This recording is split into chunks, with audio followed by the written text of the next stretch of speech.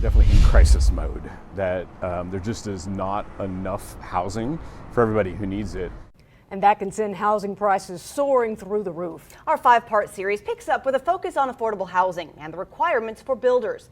Investigative reporter Jennifer Emmert finds nearly half of all Buncombe County households are cost burdened, sending 30% of their paycheck to a rent or mortgage. So does Buncombe County or Asheville's investment in affordable units go far enough? Or will tough requirements keep affordable units from being built or staying affordable? The saying about Asheville was, you can move here but bring your own job.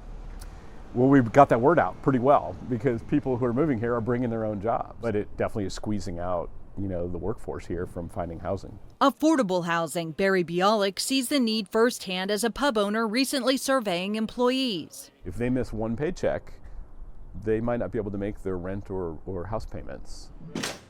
And as a developer, he owns compact cottages. It's really expensive to do small projects. The investment that needs to get put into infrastructure for a 4-lot subdivision might be the same that you have to put into like a 45-lot subdivision. Can it price some developers out of an affordable project then for this region? Absolutely. Margie Bukowski with Weaver Cook Kirkland Construction finds in Asheville it comes down to math. When we do site work on a project, it typically is a lot more expensive here, say 10 to 15% more expensive here than it is in, Raleigh, Durham, or Charlotte. Help from local, state, or federal incentives, which requires setting aside units for affordable housing for those making the lowest of the area median income, or AMI, can be tricky. Typically, developers have a certain number of units that they need in order to make the numbers work. Doing an affordable project, meaning tax credit, LIHTC, any of those projects with NCHFA or HUD is a little different than doing market rate. Mountain Housing Opportunities secured $2.2 million from Buncombe County to create 80 affordable units at East Haven Apartments. As a condition of getting public funding, then the developers are held to very specific requirements for what they can rent the apartments for. In 2020, the city of Asheville split $13 million between 5 affordable housing projects to create 373 low-cost units. 2 were alongside area nonprofits, 3 others were private investments. What we focus on is using our funding tools and incentives to help create the opportunity for developers to create affordable housing. The private investments include Amaranth Apartments in Candler and Ironwood in 360 Hilliard downtown. The Candler project got low-income tax credits. The downtown project's getting land use incentive grants. 360 Hilliard got a combination. So we layered city-owned land, as well as a land use incentive grant, which is a tax incentive, as well as a low-cost loan for the developer to create those affordable housing units. Incentives come with deed restrictions. Who polices that depends. The tax credits in Candler fall under state monitoring, while Ironwood Apartments and 360 Hilliard fall to the city. We work with the developers, yes, and the property managers to get their rent rolls as well as look at the income qualifications of the people who live there. It's reported annually, and so far they're meeting requirements which are spelled out in each deed.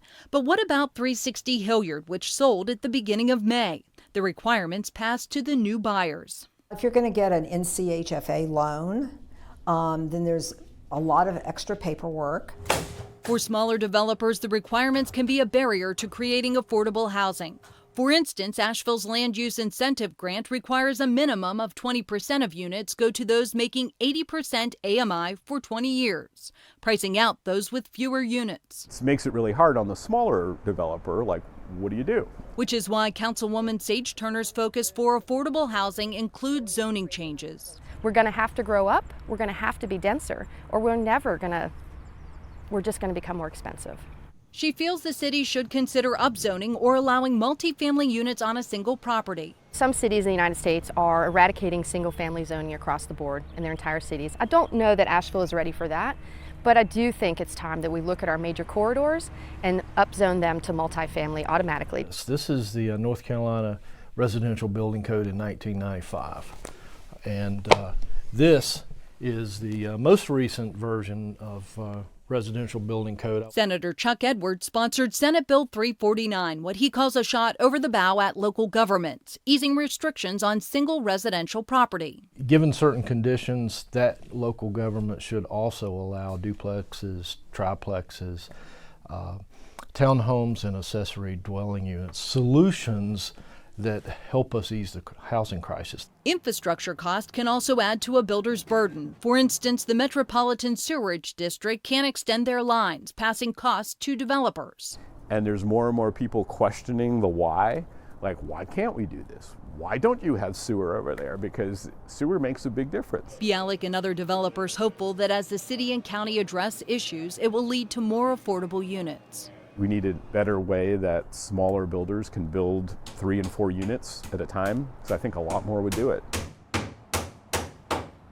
And more affordable housing throughout Buncombe County could slow the trickle-down effect now impacting neighboring areas in the focus of our Part 3. People are getting priced out, so they move out of this area and move into the surrounding areas, the surrounding counties, but even then, those folks are getting priced out further out. How the trickle-down impact is lowering inventory and sending prices through the roof from Madison to Transylvania counties tomorrow at 6 as our investigation continues.